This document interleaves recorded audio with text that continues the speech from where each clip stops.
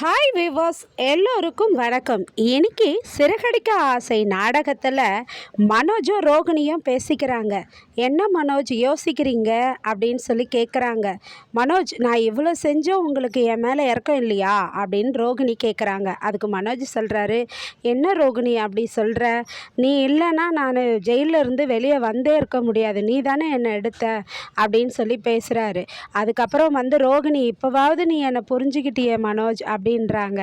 உடனே ரோகிணி என்ன சொல்கிறாங்கன்னா, நம்ம எங்கேயாச்சும் வெளியே போகலாமா மனோஜ்ன்றாங்க. சரி, நீ இதுக்காக எனக்கு ட்ரீட் வைக்க மாட்டியா அப்படின்னும் கேட்குறாங்க.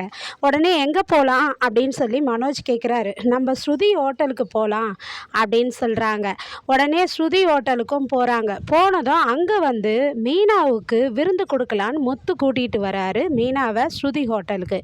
அங்கே மனோஜை முத்து, மீனா, ரவி, ஸ்ருதி எல்லாருமே பார்க்குறாங்க ரோகிணியோட.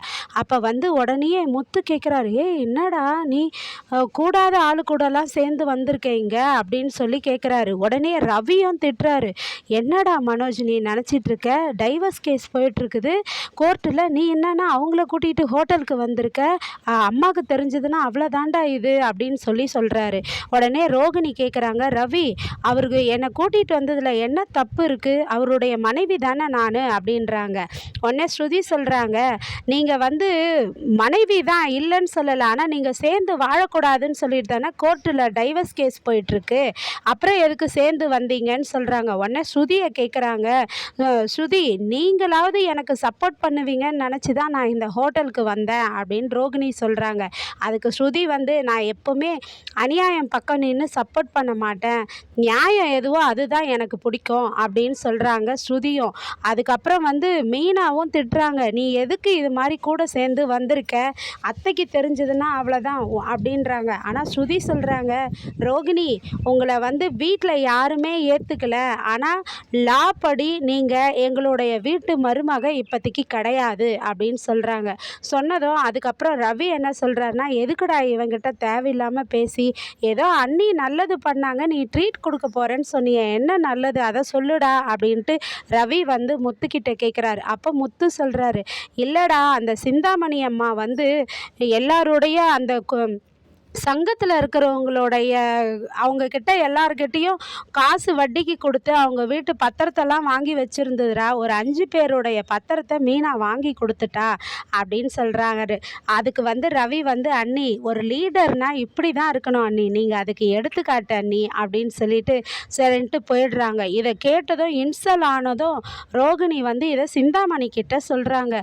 சிந்தாமணி அவள் என்னையே எல்லா பத்திரத்தையும் வாங்கி அந்த பூ வியாபாரி சங்க உறுப்பினருங்கிட்ட கொடுத்துட்டா, அப்பனா உன்னை எப்படி வெறுப்பேற்றிருப்பான்னு நான் நினச்சி பார்க்குறேன் ரோகிணி. பாவம் ரோகிணி, அந்த குடும்பமே உன்னை எதிர்த்துக்குச்சு இல்லை அப்படின்றாங்க. நான் ஏதாச்சும் பண்ணுறேம்மா அப்படின்னு சொல்கிறாங்க சிந்தாமணி.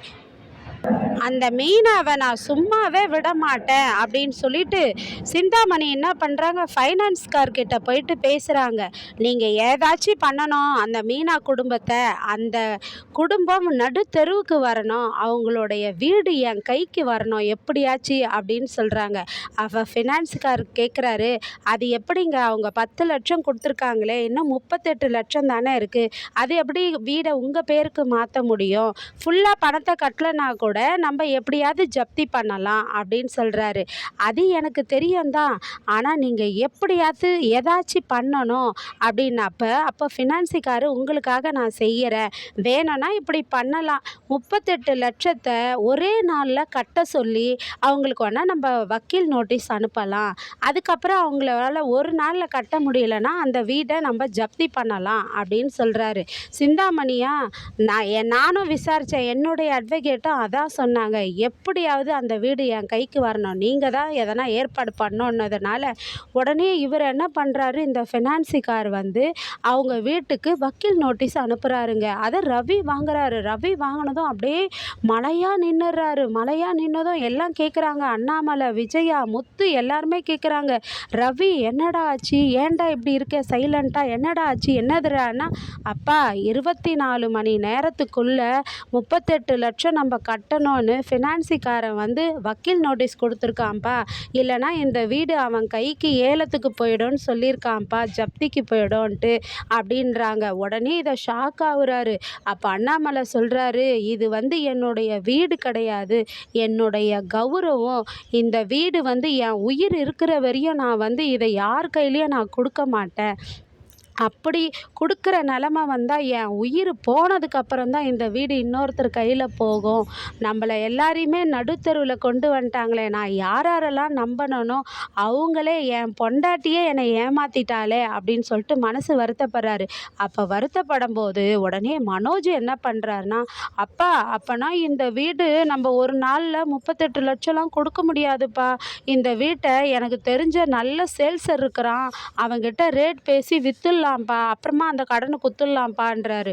உடனே முத்து கோவப்படுறாரு. மனோஜ், நீ என்னடா நினச்சிட்டு இருக்க, இது அப்பாவுடைய உயிருடா, என்னடா நினச்சிட்டு இருக்க, இந்த கடனே உன்னால தான்டா ஏற்பட்டுச்சு அப்படின்னு சொல்லிட்டு கேட்குறாங்க. இல்லை, எனக்கு தெரிஞ்ச நான் இதுவை சொன்னேன் அப்படின்னு சொல்கிறாரு. அதுக்கு வந்து ஸ்ருதியும் கத்துறாங்க, என்ன நினச்சிட்டு இருக்கீங்க, மாமனார் கையெழுத்தை போடும்போது அப்போல்லாம் உங்களுக்கு தெரியலையா, உங்களுக்கு தெரிஞ்ச லாஜிக்கெலாம் அப்படின்னு சொல்லிட்டு திட்டுறாங்க. நாளைக்கு இந்த வீடு வந்து சிந்தாமணி கைக்கு போகுமா, இல்லை 38 லட்சம் கொடுத்து மீட்பாங்களான்றது நாளைக்கு கதையில் தெரியுங்க. அதுக்காக தொடர்ந்து காத்திருப்போம். நன்றி, பாய்.